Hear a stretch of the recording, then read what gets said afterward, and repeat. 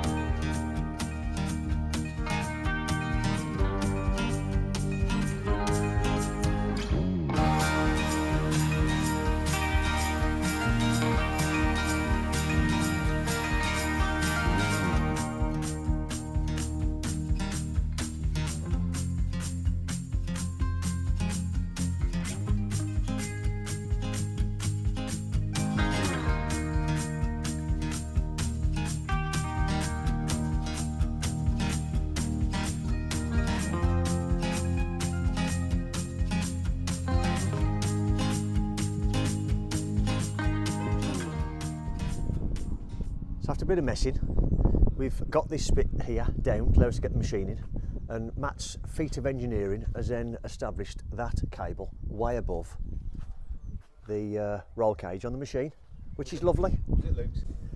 So this we can get into here now, so that's good. We have done an inspection on the drain, and it goes right through the middle of the footing, and this is only our drain, not a main sewer. So if it's a main sewer, you have to start filling forms in, talking to Severn Trent and all that business, but this is just here, only feeds this house, which is great. Next job then, we took this wall down. This is all down now. It took us a while to get it down, as you probably noticed on the, because it was tied in really, really well. That's it. That's how much it was tied in. We only took it down with the hammer and bolts initially because the customer wants some bricks keeping for a little bit of a barbecue he's building, and the rest, as you saw, oh, you didn't see actually because I turned the camera off, we just pushed it over. And then the third bit of footage you've obviously caught us doing was us getting the steeling, using the machine. We bought some straps on the job we did before Christmas, or finished off, and then we just attached them to the machine. They're like a 3-ton strap each one. Pick that in, lovely. Nice and easy, because the company we use, unfortunately, don't have a high-ab on the back of the wagon. So there we are, and we don't have a forklift. So our next job is to set out all of this, all the footing here, and all the footing down there, and all the footing across the front. We'll get the hose pipe out, get the saw out, cut the concrete, break it out, and then see where we go from there.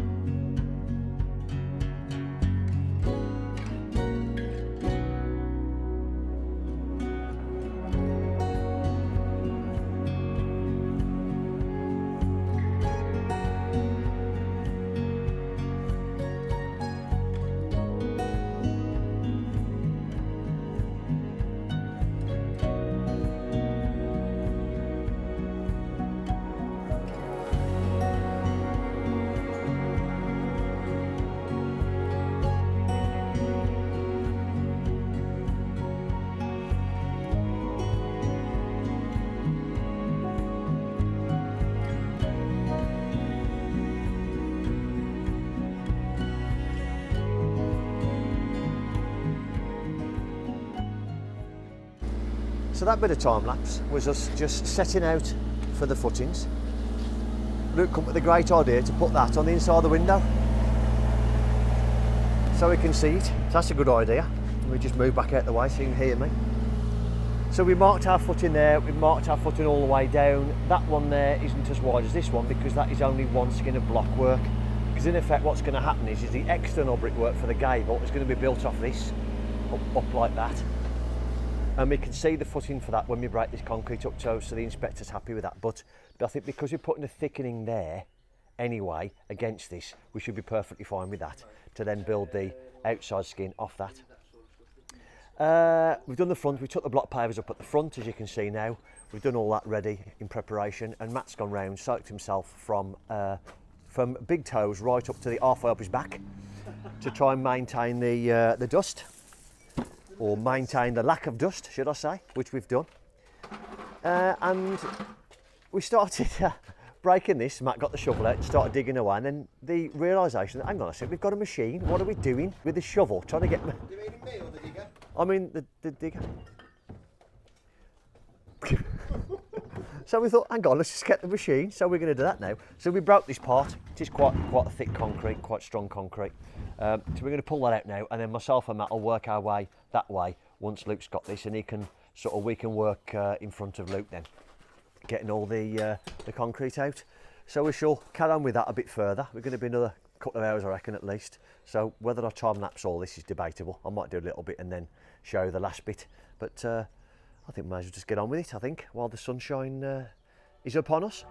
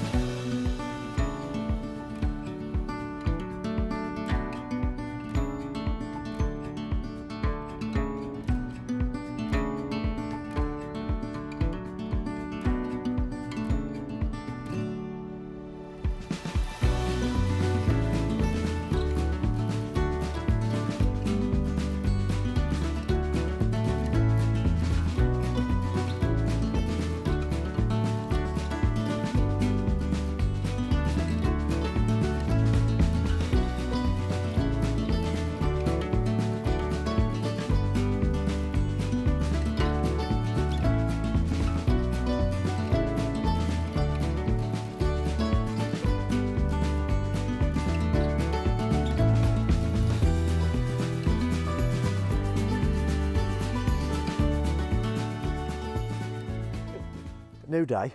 We had a good day at it yesterday. Mostly spent breaking up concrete, wasn't it, Matt?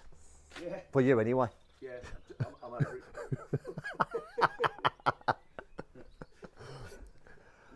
Dougal, this slab is ridiculous. I thought I talked about it yesterday. It's ridiculously hard, and now we've got this one as well, 200mm garage footing. That's rock hard as well. So our plan today is more of the same.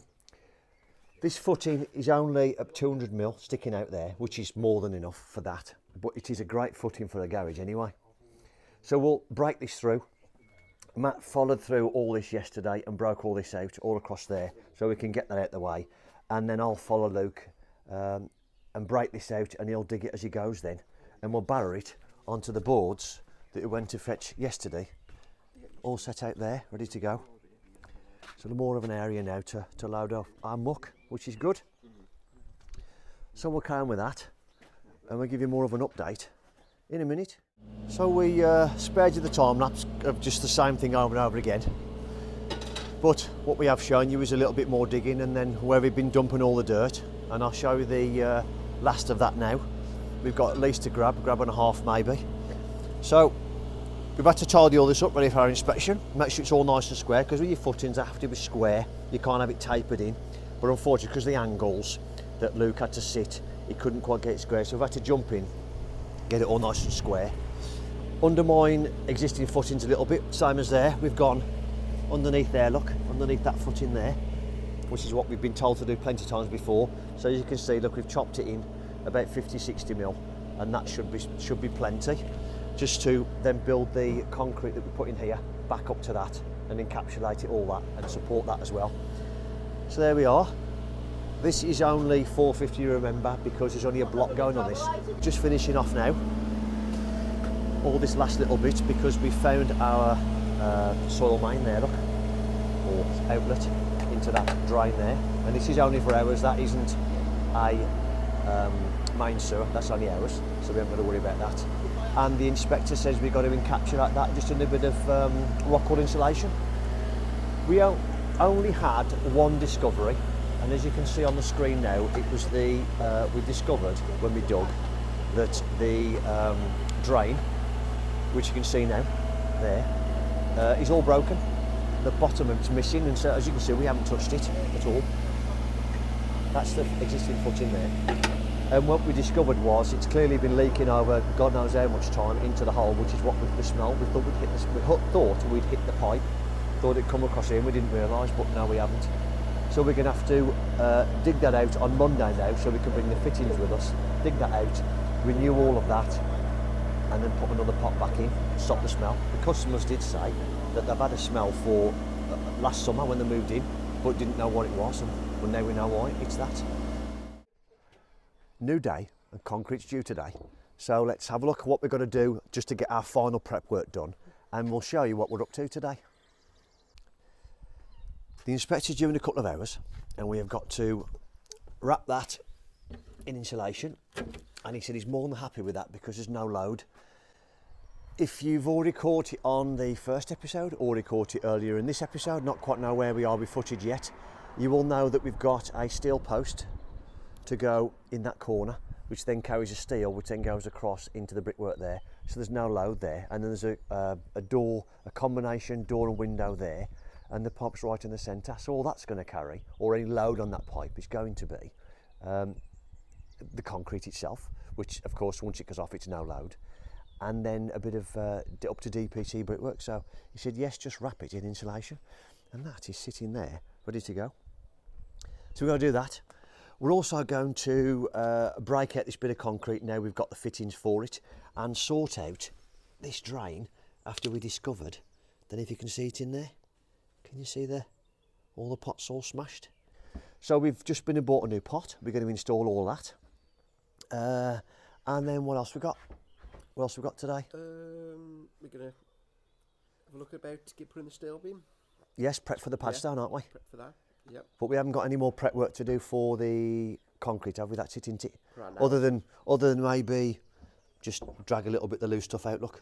And then put the nails in for levels, of course. Yes. Of course, yes. So we've got to do that. So we best get on with it, because he's due in a couple of hours.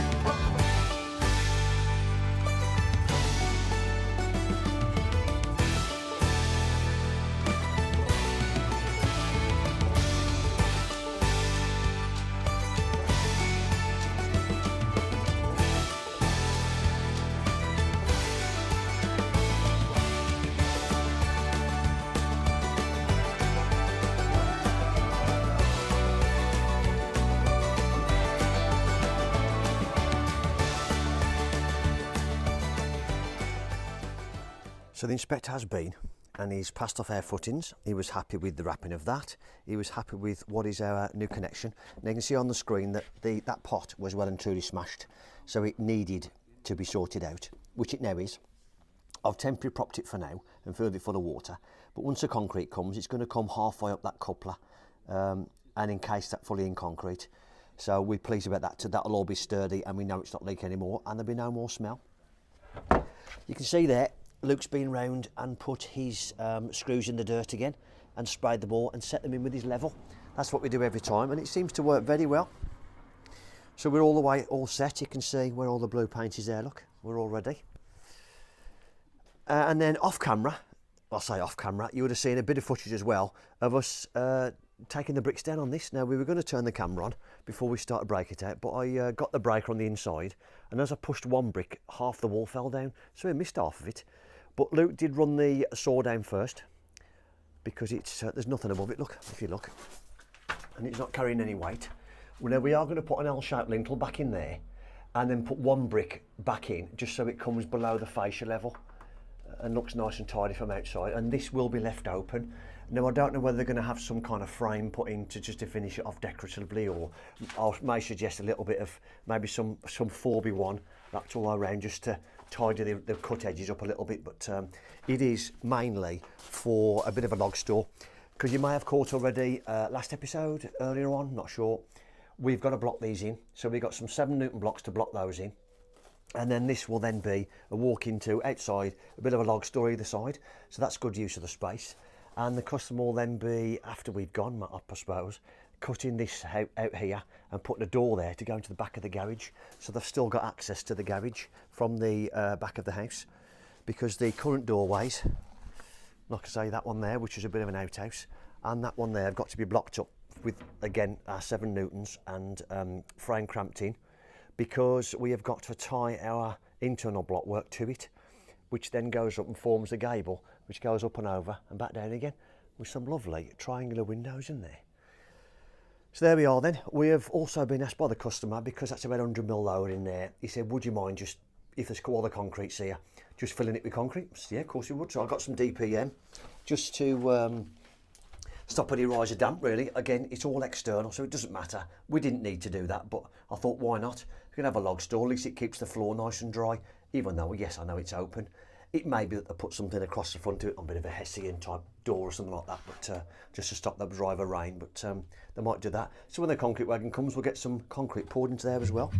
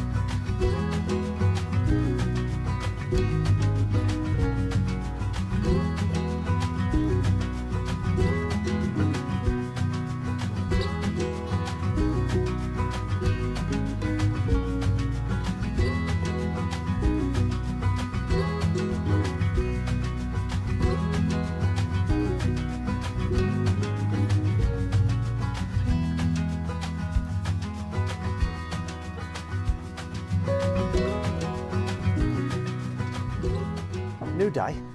Matthew's back with us, and already in the full throes of taking all the brickwork out above the windows, which is where the steel's going. And they're lovely polystyrene insulation balls, which will end up looking like snow all over the customer's road, but we'll try our best to keep them on the property. Luke is blocking up these doorways. We've been and fetched our 7 Newton blocks, and we're going to start fixing these in. And we'll be here somewhere. We've got some of the old frame cramps. Putting some of these in, stainless steel ones of them, to tie it all in, to then allow the use of our tiger. I knew it was an animal. Tiger ties to go into the brickwork, and of course that's hence the use of 7 Newton, just for the sake of blocking 2 doorways up. So we'll crack on with that, and then we will see what else we can put together for you in this episode.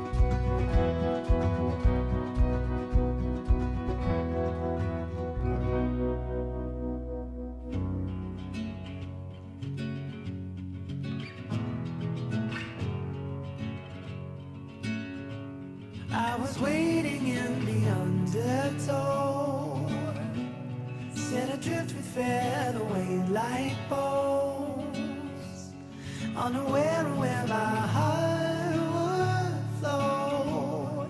I was waiting in the undertow, can't touch the bottom, sit into a tumble. Waves that shake me out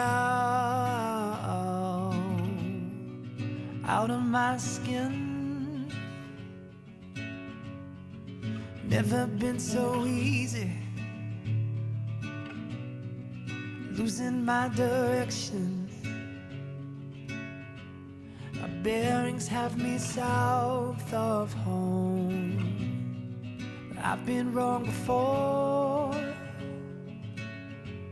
I was waiting in the undertow, set adrift with featherweight light bones, unaware of where my heart would flow. I was waiting in the undertow.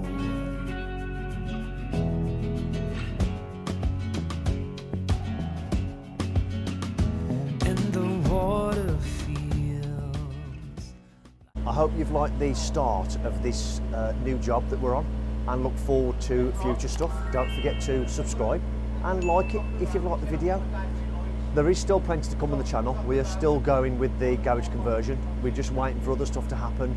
Another inspection from the inspectors about the floor insulation.